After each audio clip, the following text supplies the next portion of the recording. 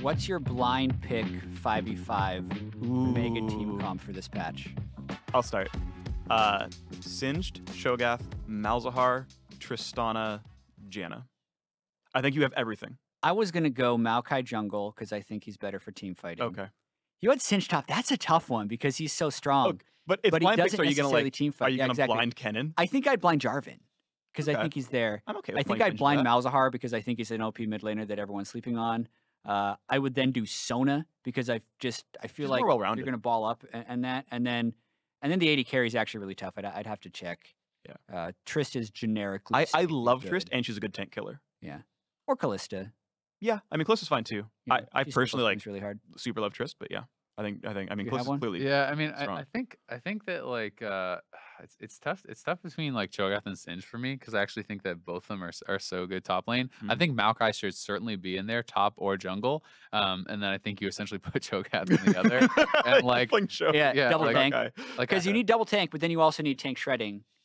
Right. Yeah, and I think that like I'd probably be something like Cho'Gath or Singed top, like Maokai jungle. Like I'm super on the Malzahar hype train and have been for a really long time, and I think it's like actually bizarre that it's not played in pro play because it's like it's not like his matchups exist. Like Azir would destroy him, but Azir doesn't exist right now. Yeah, I mean he's insane. Even like Azir champions like that who are annoying. Once you have essentially like level 5 in a lost chapter, you can play a completely non-interactive mid lane, and there's like almost one-shot void links. It actually doesn't matter once you have enough levels because you EQ the front line and the front line just dies. Fair. It's like it's hilarious how easy it is to push lanes on this champion. Like I've played a lot of Malzahar, so I definitely think him. I think Jhin is really good, but like and Malzahar kind of bridges the gap as far as like tank shredding because I think Malzahar actually can do that well. So you could play someone like Jhin, with Jhin, and then like I don't know, Sona or whatever, right? Like I also think you can play playmaking supports with that. Like you can play a Thresh Jhin or a Bard Jhin, and Thresh like, is definitely in there. Have like a kill lane, and then you have Malzahar to kind of melt tanks, and you have a big front line. The reason I like Sona or the squishy enchanters on this is because your tank boy builds Locket. So if they try to assassinate the Sona, you shield it out, and then Sona gets to continue to sustain. That's where I think the OP synergies exist on this patch. Something else I'd kind of like to talk about a little bit is tank itemization, which I think is actually super cool now. I love this too. And I really like tank itemization in this patch. Because there's actually... You want to talk about them? Pardon? Do you want to talk about the items that we think are great? Yeah, sure. All of them. No, yeah. Well, it's like Abyssal Mask and Spirit Visage are super good MR items. Like, as of 715, I think Abyssal Mask or Adept Helm was probably okay. Like they're super good, like armor items as well. Like Knight's Vow is actually super good, and people are learning that. Like Gargoyle Stone Plates in there was a possible option. I think like Righteous Glory is not too bad with like Glacial Shroud in there as well. Righteous Glory can be really good. Like there's Lock is super good. Like almost all the items actually feel like, hey, there's a situation that I want this, and it's the best item, and that's actually really fun because coming from someone like when Tank Top was meta last time, it's like, okay, well, what do I build? Okay, I'm gonna build Sunfire and a Visage and an Iceborne, Guardian Angel. Maybe I'll build the Iceborne first and then the Sunfire second. That would be nuts, though. Whoa! Like Spectre's Cowl first. It's Rumble Lane. Yeah. But now it's like there's actually like all these different options. Like there's I actually still think Iceborne and stuff is totally legitimate. Like okay, I'm bullying my lane very hard. I can snowball this. Like my early damage as a tank is actually relevant because I'm ahead. Great, I'm gonna go for this. Like oh, they're very crit heavy. Randuin sounds super sick. I have a strong carry. Well, now I'm actually going Knight's Vow second into a Stone Plate Locket. Oh, my team is very AP heavy, and I want to help increase that. Well, I'm going Abyssal Mask to be able to actually buff up my team. Like it's really cool, and there's intelligent choices that I actually like. When I'm optimizing it, I feel like I'm winning games, and I feel like really smart because of that. Which is cool. When I'm fighting against like a tank who just has his Randuins and his Spirit Visage and his Sunfire, and I have Knight's Vow, like Locket and an Abyssal Mask for a team that has 4 AP or something, I'm like, like sweet, I'm smarter than you, and I'm gonna win.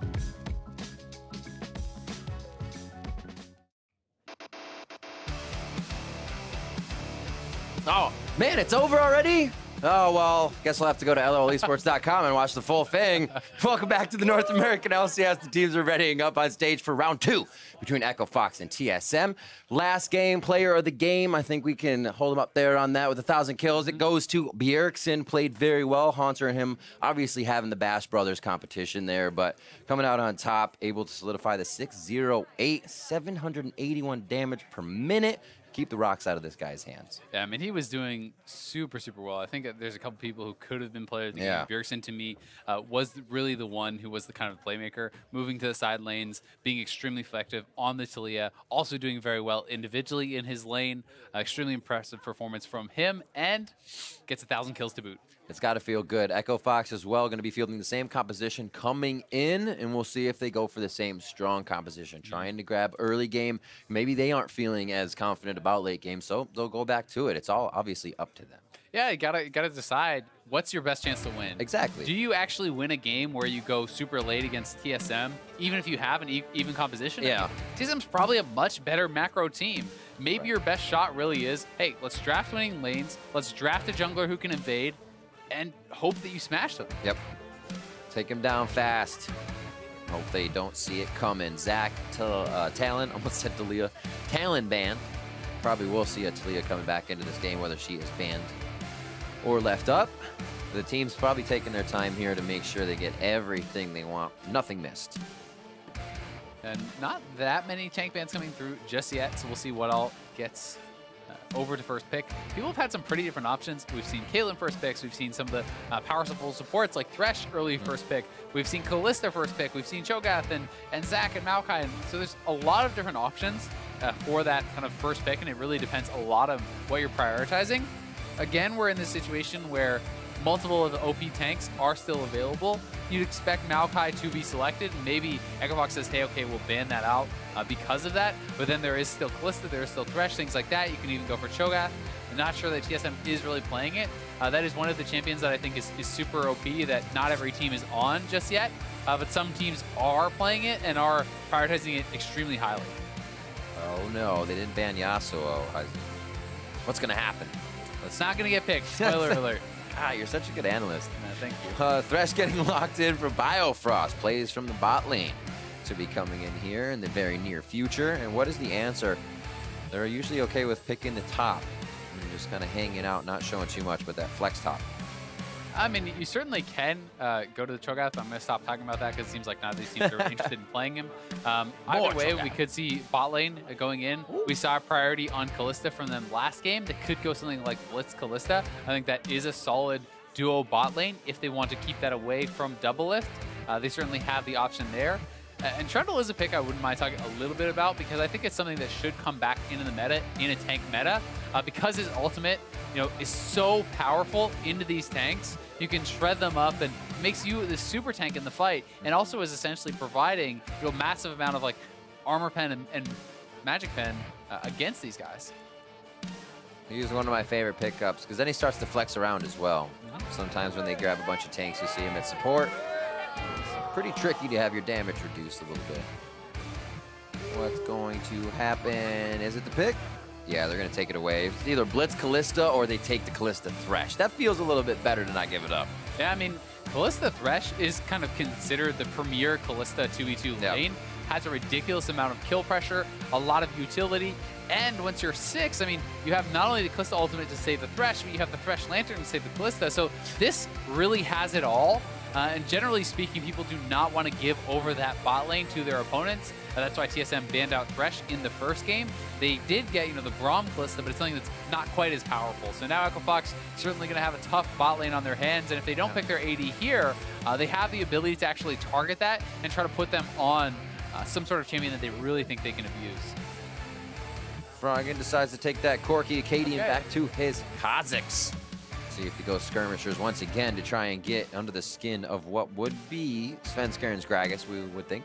Yeah, likely going to be Svenskeren and Gragas, but again, flex picks. This can go top, this can go jungle. So it could be either. You are expecting Froggen to be playing this Corki mid lane, but there is a possibility that it could go AD carry as well. So we'll see where TSM is actually going to focus their picks and bans. Let's see that. Or think of MASH, I think of like Kog'Maw, Corki, a few of those AD carries. The Rumble pick to me tells me that it's more likely right now that they're thinking of playing Gragas top because Rumble actually is a very good matchup, generally speaking, into that Gragas. So that could be something that they want to try to deal with. Also, I mean, just really if you want to play any tank, that is something that Rumble deals pretty well with in the early game, can push you in pretty heavily. Jax was banned out last game as well. As you can see, Rumble taken What is the final ban here coming from TSM? Might be just at Brandini to make sure he doesn't have too much in that top lane. That's certainly possible.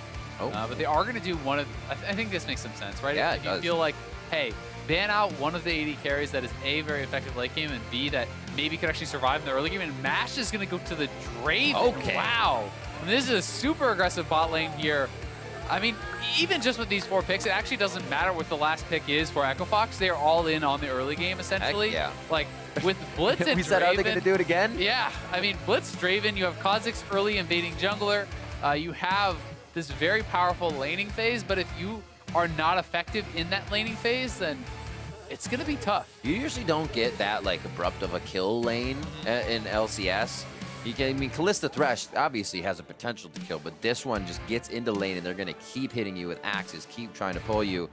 They got the work cut out for them on the side of TSM, as the final pick coming through could be that Taliyah. Bjergsen feeling comfortable on it coming out of game 1. They already have that Jarvan locked in. I mean, if it ain't broke, don't fix it. You called it. That Yeah. They can go right back to this combo. This is the same solo laners from the first game.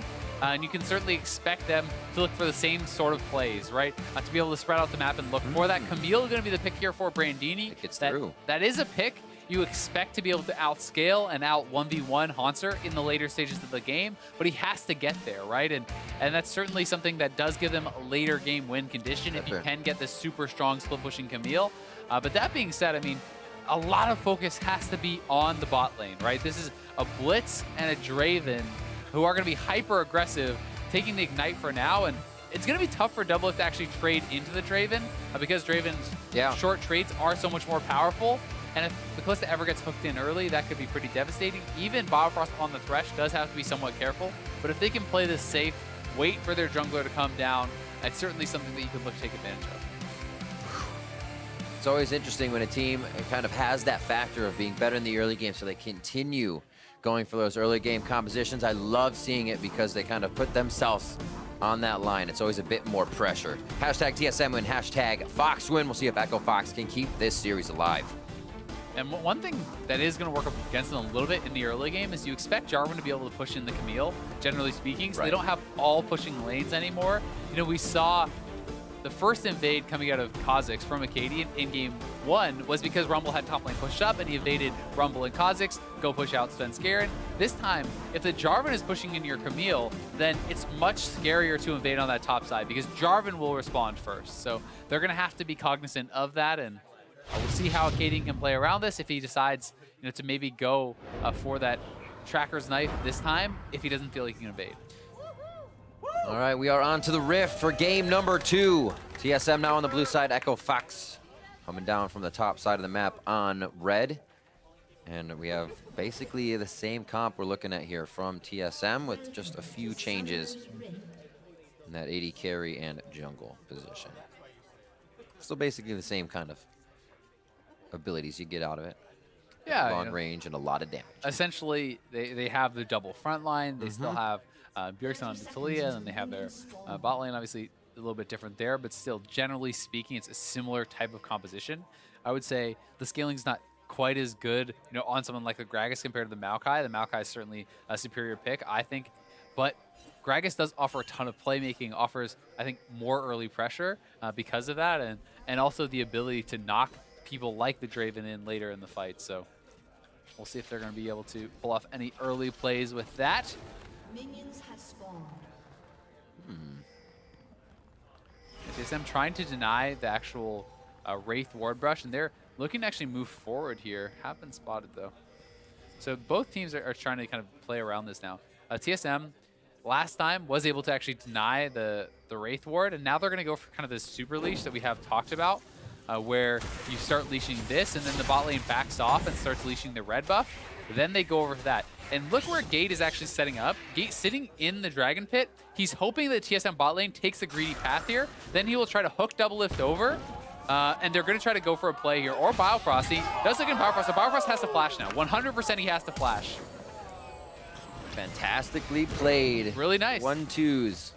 I mean, that's what you get out of playing Blitz in the beginning, right? Why not make that play? Yeah, it's really smart. But the question can be asked, if your AD carry is not taking the greedy route, why are you, right? Like, Doublelift went the long way around. why is Biofrost going that way, right? So if your AD carry is going to try to rush the lane, you're going to try to really fast push it, then maybe it makes sense that he walk that way. Either way, it takes a greedy path. They force out the flash. Smart stuff from the Echo Fox. And now they have flash down on Biofrost. So they can look to pressure even more, right? You're going to have to see them play a bit more defensively because if Biofrost is getting hooked in, if the KD comes down there, that could be a free kill. It did mean... Nice trades. As he's going to clean up the CS coming in here. Double lift bet to the CS early. I'll have to see if those levels actually start to make a difference in lane. The flash down from Biofrost could mean they play timid. It's Brandini and Haunts are going back and forth. And Svenskeren already here. Svenskeren, the flash in. Brandini still has his. There's the slow. Hook shot gets him just to safety. But they know, he knows he's going to be getting a bit more pressure now. And that's the advantage of that Super Leash, using the flash body slam there. Our body slam flash very early on, but Brandini gets out, and it's 2 summoner spells down for TSM. He's able to TP back, so well done by him, and he's going to be able to click the CS as it comes on in. So it could be turned around, right? Because now we have Akaadian with the flash. If you didn't want to invade before, he certainly could look for that now, right? There's a flashless Gragas that you could look to abuse. Brandini looking to go refill immediately. He's like, I'll just get this potion. He just starts stacking up the money. Good push back onto Froggen as the lane resets and trading back a bit of equal damage. Looks like exhaust to heal in that lane. So the kill pressure's there, but they'll probably get out of the situation before either of them actually go down.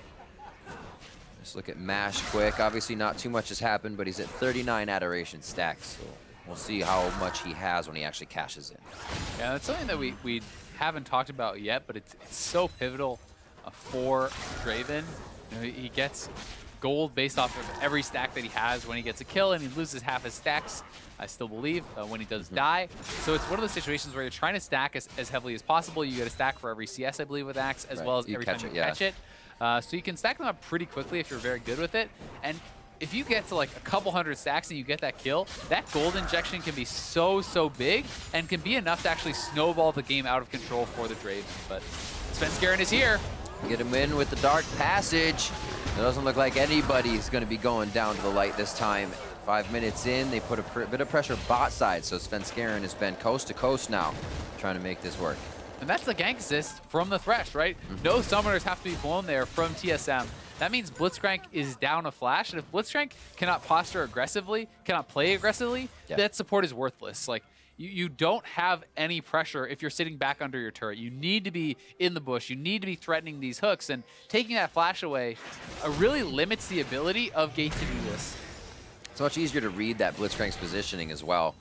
Hooks are easier to dodge, and as soon as the hook and the flash are down, the respect goes away. Akaadian trying to disrespect in the jungle a little bit here. He calls help from Froggen, and that's that lane push. Bjergsen's a little late to come here as he's kind of dealing with a wave at the turret. Nice sidestep. Biofrost comes up to help. No nice hook, pull no over. flash, Biofrost, yeah, flash from the early game, still going in, and Biofrost is going to go down on the roam from the bot lane to mid. First blood for Akaadian. Gate having a laugh about that one. Hooks him over the wall again. And this time, no flash to bail out Biofrost. And Akaadian with such a nice little sidestep, his team had backed off, so Biofrost had no backup there. They're able to get first blood onto the Kha'Zix, and he's going to look to invest probably in some early aggressive pressure. So really good sidestep. Svenskeren walks off. He gets hooked in. Talia's under the mid lane turret. So at this point, this is just a dead support. There's nothing they can really do for him. You can see Bjergsen even already basing, knowing that Biofrost is going down. Last cone just a few more steps away, but then again, you're Thresh, so you have to actually stand on it to make that work. Serrated, Dirk, Boots, and Vision coming in from Ashe on the bot side, so he'll be able to put a bit more sting on with those axes as he starts catching them. Double lift. I think he'll come back with not too much just yet. He's on 1,600 gold, so he's just waiting to back. Yeah, probably a Bilgewater Cutlass would be the buy, I would expect. We'll see where he decides to go, though, if he wants to go to that Blade of the Rune King or do something different. Either way, it was actually the Tracker's Knife on Akaadian, so we talked about the fact that top lane may be getting pushed in, and Gate now looking for a roam. We'll see if he can get a summoner out of Bjergsen. Predict the flash, hits him. Oh, catches him out of the air. Beautifully done. The charges take him down. Biofrost tries to get there in time, and that's 2 summoners and Bjergsen down. I mean, that was very well done. Gate with the early Moby Boots just runs straight in, and Bjergsen not wanting to early flash, trying to respect the hook and hoping he could actually force him to use the hook, then reactively flash. But if you get punched up, the hook is guaranteed, and this costs a lot for Bjergsen, who goes down, and now Froggen is off to a good start. And Alley-oops him out of the air. He's hoping that the speed boost is going to end before he actually got the punch off. Yeah. And if the speed boost ends, then he has to start the hook, and when he goes to the hook, you flash it. But in this case, Gate makes another nice play, and he's been on point with the Blitzcrank so far. Blitzcrank was banned second phase first game by TSM, and maybe we see why now. It's just the chaos it controls in that laning phase. They want to keep going for a while. Level 6 Gragas down here, though, and Flash is back. This is a flashless Blitzcrank, so they could go for the play, but they don't know where Acadian is, and I think they are scared of the 3v3. You see Biofrost start to hover the top side of that lane if they really wanted it for the Lantern Drag. And a switch over to Froggen here as he's going to get blue buff and wait for a lot of those missiles to charge up in lane. You can see that capacity just under his health bar for Corki. Brandini pretty good on the trades once he gets that passive back up. He always gets a bit of a shield for Hauntzer's damage. And he's actually going in pretty well. Haunter not able to stand toe-to-toe. Really nice trade. Pretty much the spot he wants to be farming at. He can't farm at now. Yeah, I mean, Haunter not able to actually hit that flag and drag, and then Brady does land a stun, does land the full combo. And now Haunter has to be pretty careful, but he knows that there could be focus coming over from TSM. Thankfully for him, they have a ward by the blue buff, so Brandini knows Svenskeren is coming. You still have to stand very far back. It doesn't matter if you know that it's coming if you still die to it, and Jarvan can set it up very easily with the Cataclysm. So he is backing off and showing that respect. Not so quick, Drake. No, they are very low, but TSM can't really respond. So it should be their Dragon. And just smite that away. Nicely done.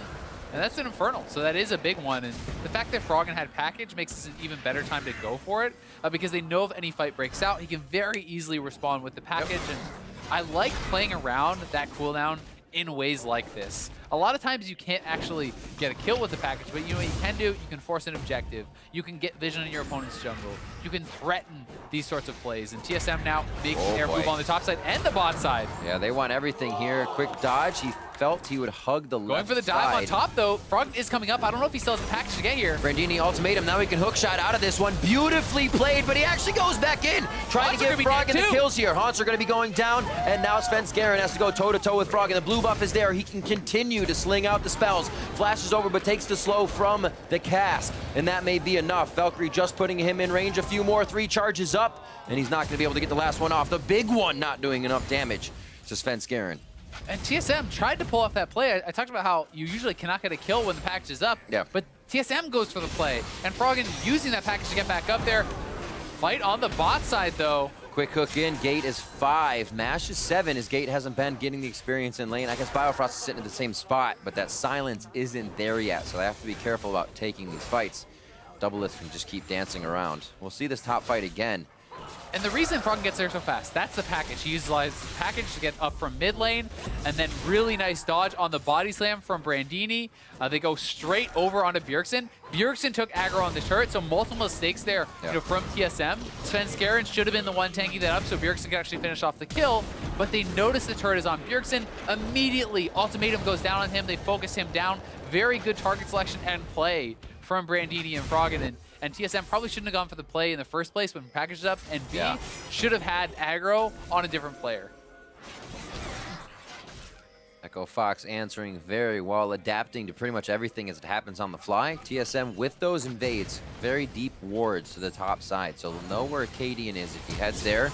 They are going to try to go in the mid lane on Froggen now. That Valk's down, he's going to just head out, or hang out, I should say, in mid.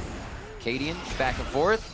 Should be able to jump over the wall and get out of this one. He actually got Bjergsen pretty low. I mean, I know Bjergsen still had heal, but you can see the damage already coming out of this guy. Is this time it's a pre 11-minute Triforce, so that is very, very fast for Froggen, and he's certainly going to be really strong and going to be looking to try to carry this game. Pretty ridiculous, yes, as well. 116 to 95 there at the 11-minute mark. Only not farming now because he went down. So expect him to clean everything up in mid lane and keep that lead. We'll see how this happened again. TSM was kind of sick of nothing happening, and they say, let's bring the team. Yeah, really nice roam there from Biofrost. A bit of an oopsie on the hook, but he already hit the flash play, and the body slam was there too. Known as a zoning hook. A zoning hook. He could not go back towards his base. He could not go back towards his That's base. true. Either way, really nice play. And roams have been kind of the name of the game. Both supports have been getting involved, moving towards the mid lane, and now it's, you know, both sides have been able to actually execute on one of those kills. And Biofrost here again. A lot of wards on the side of Fox. They can't even really enter this Dragon side. Infernal, they want to stop that second one, as it were, to come up. Still has quite a bit here, but TSM is making quick work of that vision. They moved it from top now to bottom to prioritize here. And Mash sitting at 270 or so stacks. Going to be going back and looking for a Ghost Blade here, I imagine. Could be Dust Blade too. It will be the Dust Blade. So now he really wants to cash in. You complete that first item. Yeah. You try to get a kill. If you can actually cash in before you die, that will be a really big injection of gold because you'd get over 500 gold from the passive plus the gold from the kill. So that can be so big in actually snowballing you and getting you very quickly towards this next lethality item if he decides to go for that. Those games feel super good. When you like leave the base with 20 gold, you go back with 1100, you're like, and another straighted Dirk. Get that right in there and go for it. But TSM knows this, and they're trying to set up a dive onto the Draven. They want to be able to take him down before he can actually cash in. There are 4 members of TSM down here on this bot side. 4 members of Echo Fox responding, though. Hook for a hook. Oh my word. Gate taken down immediately. The rest of that is going to slow the team. Camille's here though, and Haunter has not TP'd. Brandini right around. That's going to be Hextech Ultimatum. Oh, he's going to get one locked in onto Doublelift. Fate's Call pushes him right back into Brandini. Doublelift has the room to keep the fire going. Cataclysm on all 3. He actually gets the flag and drag in before he gets that down. And Doublelift has the chance to dance around the outside and continue to take down Echo Fox. I mean, Mash couldn't follow up. He didn't have his flash to go over the wall, so Brandini just goes so deep there. Had Draven been involved in the fight, they would have smashed it, but he could not get over the wall, was not able to actually join in, and it means Brandini dives too far, and TSM comes out okay. Great cover on everybody chasing down. Once they kind of located Brandini, they knew what the priority objective was in that fight.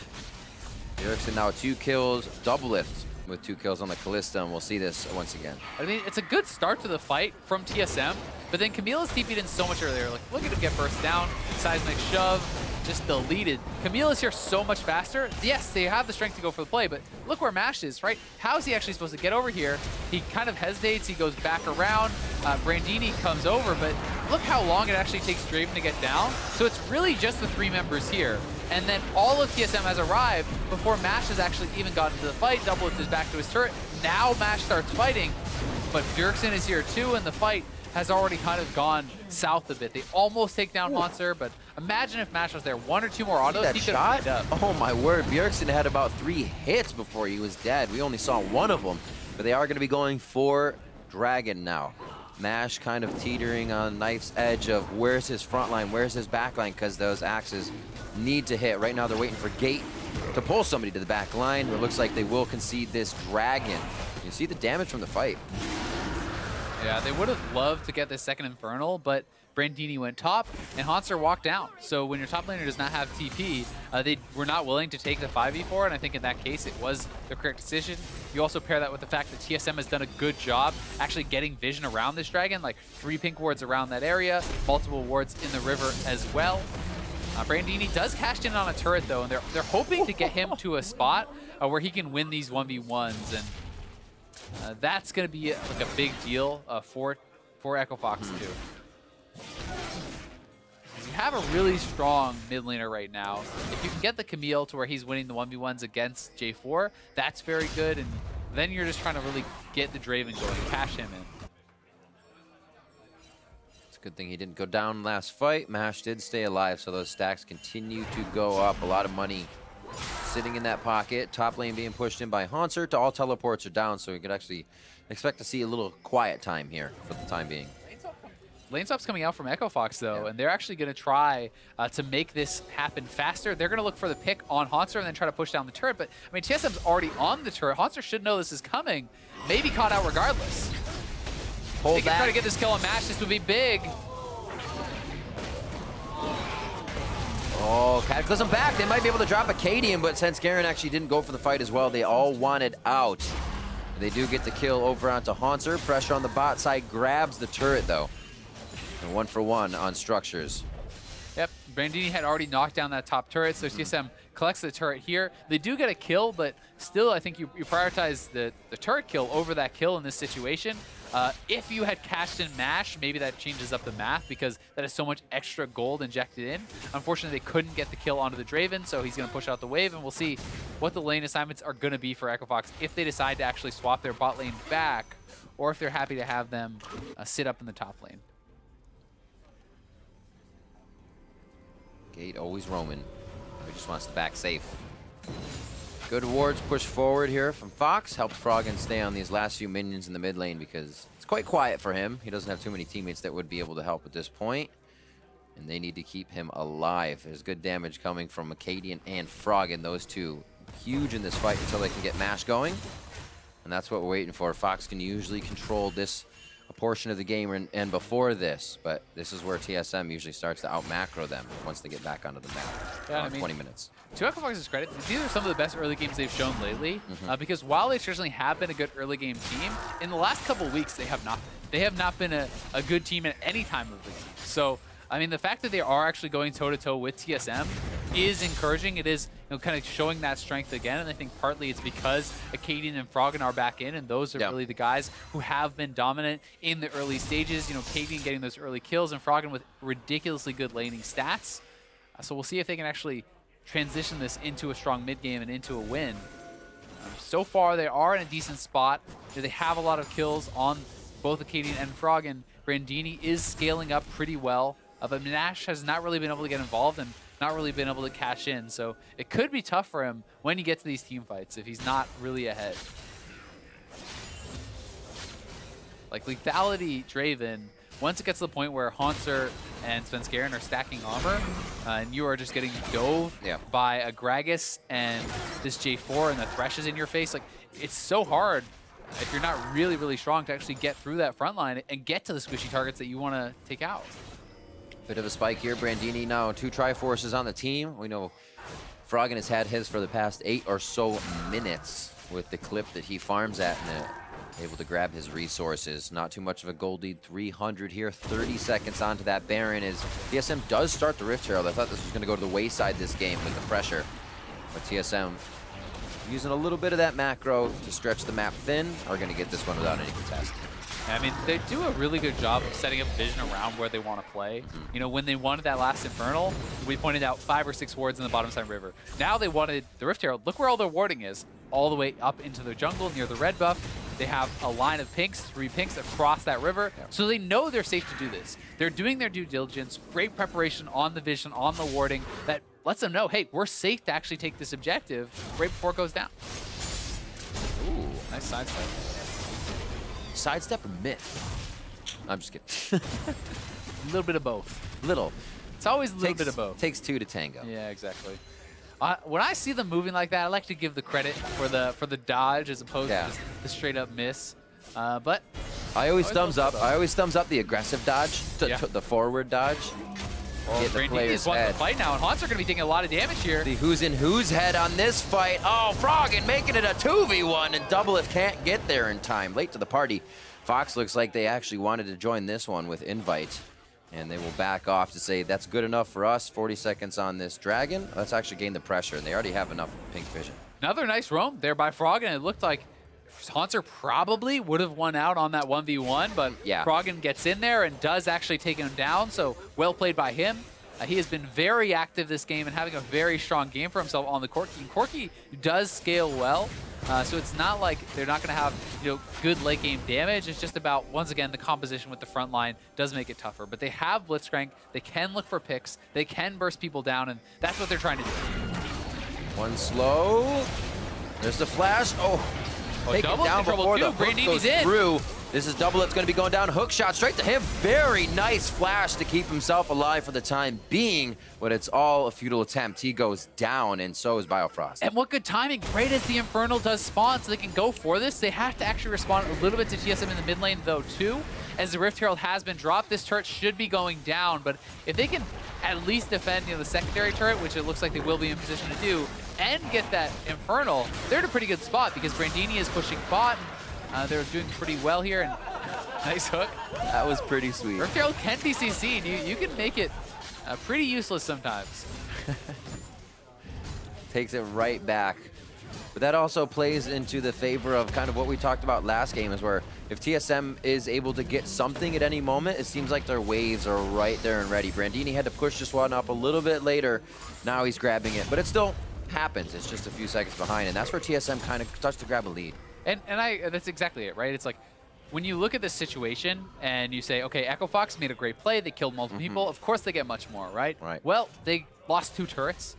They actually lose a fair bit because of that. I still think it's a good play for them because they got a turret of their own, they get the Infernal, they get a couple kills. But TSM is always a team who is ready to make the best out of a bad situation. And when they have a really good situation, they get even more. And now they are on the Baron. There is a blue trinket available for MASH, but I think this is actually just going to be gone because Acadian is pretty far away. I don't know if they can get here in time. We'll see if they go for the play. Brandini has no TP. They have the Whirling Death. That can look to secure this. MASH throws in Whirling Death, and he steals it with the ultimate Whirling Objective Stealer. And it's 10-5 now as TSM leaves bewildered of where the Baron went. They have the Kalista Smite combo. And MASH just throws in the ultimate casually, takes that down. That could be the key to actually winning this game. I mean, that should have been a TSM Baron, and them tying up the gold league, having the better composition and taking the game. Instead, that's 2 turrets and the Baron for Echo Fox. They are now very far ahead. See where they go with this. A few of the minion waves are in position this time around. That bot wave respected by Hauntzer now may leave Bjergsen open in the mid lane for just enough time. It seems like they might just want Hauntzer and the turret if they route down to the bot side. They're waiting to see if Brandini pulls in a bit of aggression.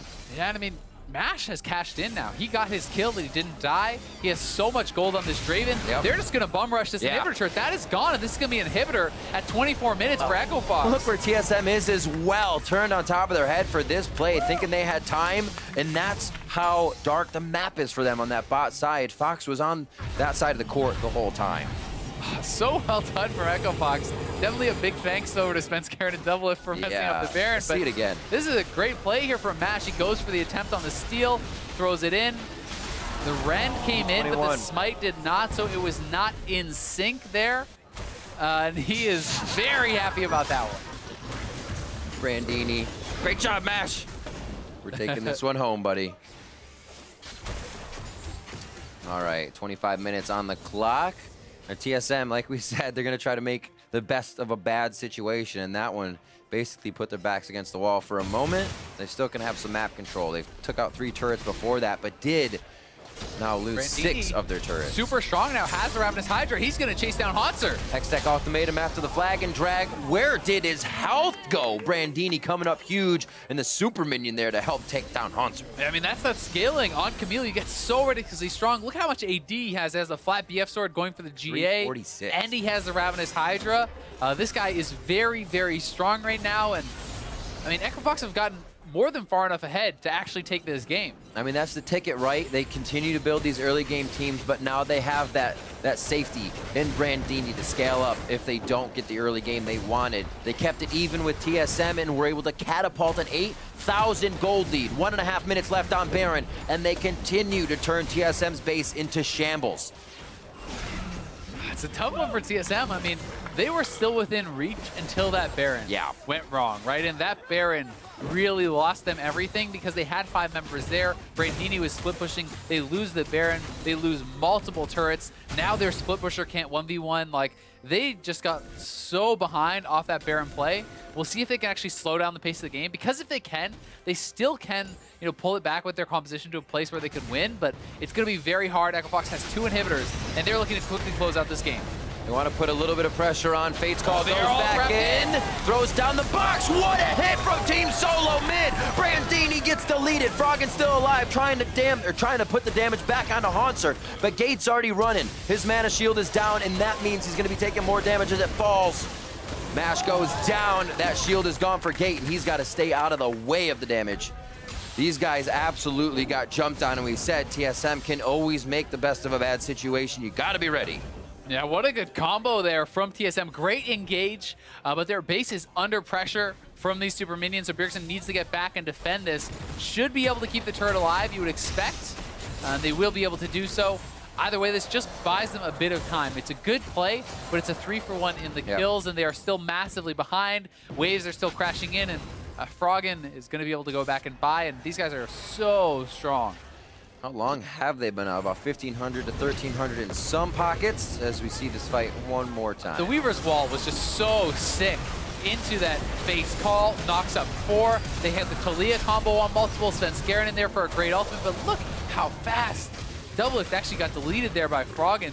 He went down in almost an instant, and then Froggen doing a good job, kiting back, able to chunk some of these guys out. They do take down Mash, but Echo Fox does not get completely routed there, which was certainly important. If you give up all 5 kills, TSM can get control back on the map, but TSM needs to continue making good plays like this. The next dragon, they should not fight for. They should be playing around their minion waves, and Sven looking for a pick, though. Can't stop, won't stop. He's got Hauntzer right behind him. One more body slam in just a few seconds. Mash uses the adrenaline rush to get himself some distance just out of range of the body slam, but he's got 5 members chasing him down. They're chasing so far, though. Brandini's in the base, and Brandini's going to go for the end. All Echo Fox has to do is delay now. If they can stop these bases, Echo Fox wins the game, and Acadian does stop the base, and I don't know if Hauntzer can do this by himself. We'll see. There's one hit. He can't take too much damage from the turrets. Brandini needs to work the minions in. He might want to get back with his team is what they're saying. Double close to going down. Acadian hops out of that one. Gate's going to be able to take one down.